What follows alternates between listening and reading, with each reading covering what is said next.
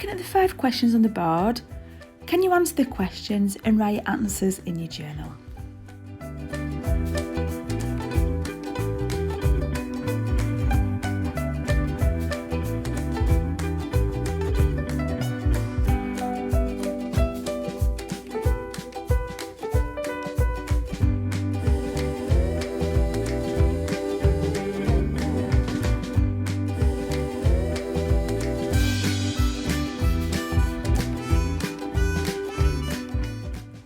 The learning focus is to explore different textile techniques in the style of Claude Monet and to create a record of the techniques and reflect on the work and progress that you've made.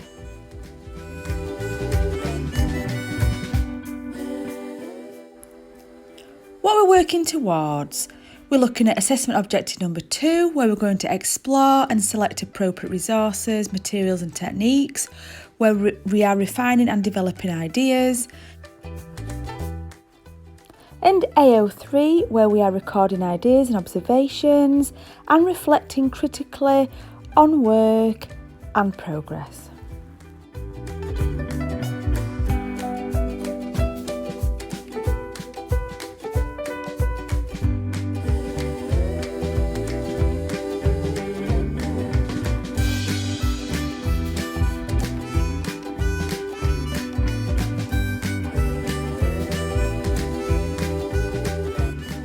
Claude Monet was one of the most important of the Impressionist painters.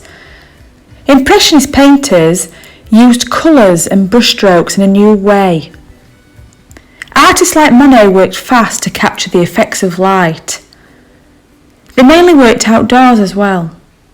Brushstrokes were not blended, and black paint wasn't used. Monet used lots of contrasting colours when creating the painting. An example of this of orange and blue, where they're opposite on the colour wheel.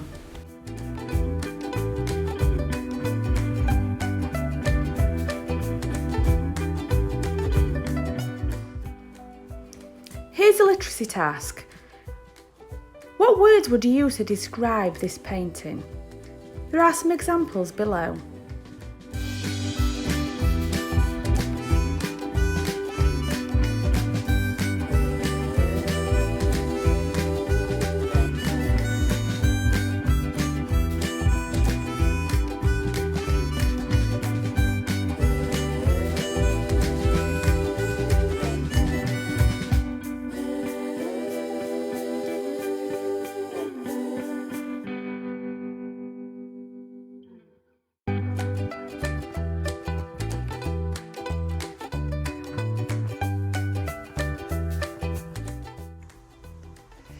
So I'm going to show you some different examples to get you started. The first example is fabric paint on cotton. Here I've stretched the canvas in an embroidery hoop to give it some tension. You don't have to do this is how I prefer to do it.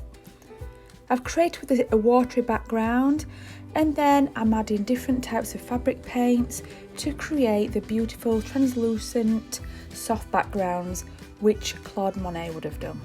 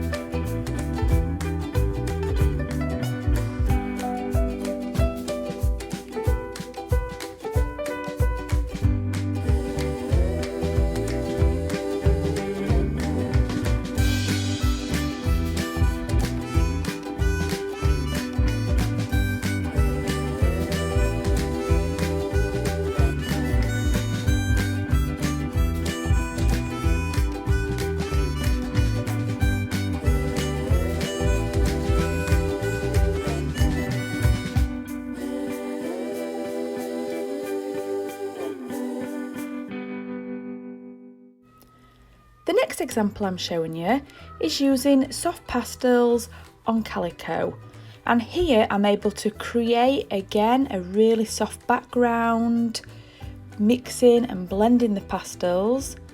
It creates a really lovely background in which to work on top of, adding different details and including mixed medias.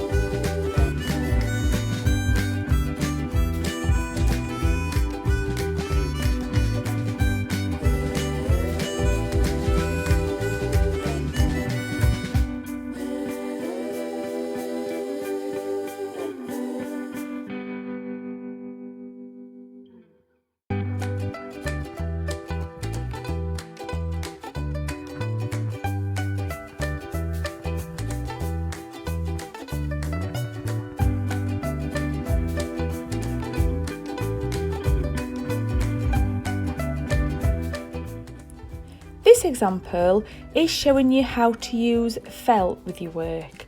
Now here I'm demonstrating using a needle punching machine, and I'm also using felt fibres as well to create this. Now you can also use pieces of felt, and that always works really well, but for this style of work the fibres give a really soft, nice effect and can be blended really well. Now you don't have to use a needle punching machine or a felting machine as it's known. You can do wet felting, and I will show you an example of that also.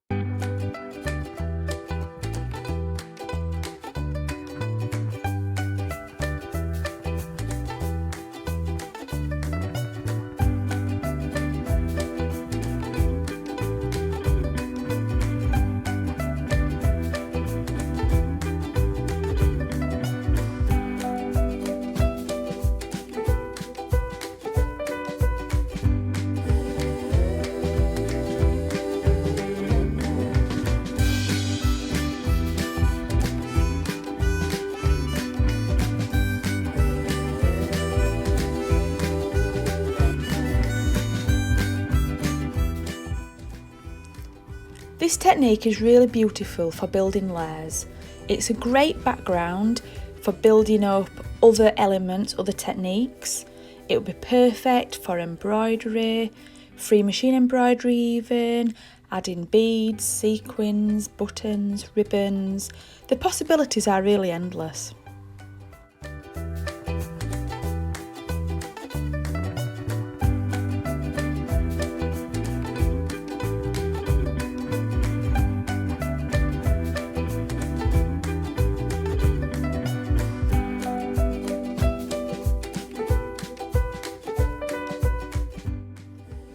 And here's an example of wet felting, where fibres are laid upon each other, different layers. They're wet with a mixture of warm soapy water and then rolled up between a bamboo matting. The friction of rubbing the mat helps the fibres to mat together, therefore creating a lovely non-woven beautiful material.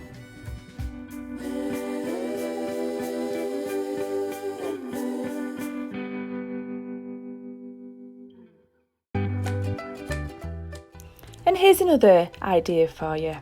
Why not use batik, using hot melted wax to create a resist design and then adding fabric dye for effect. What is the end goal? At A-level, you need to start developing your portfolio, and this will be submitted when you go for interview at university. So the samples that you start creating will be displayed on mountboard or on card to go into your portfolio. And this is a great way to demonstrate your skills.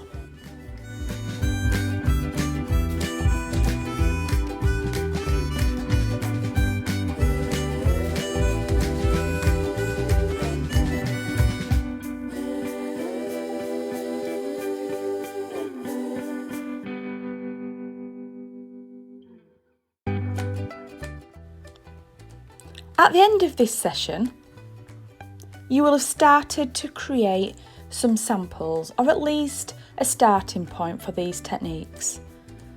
Now don't forget to add all your findings in your journal.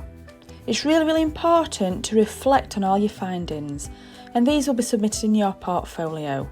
So what have you done? Why did you do it? And what did you find out? And remember, even if you feel you've made a mistake, include these mistakes. Often, they are the starting point to develop such beautiful work.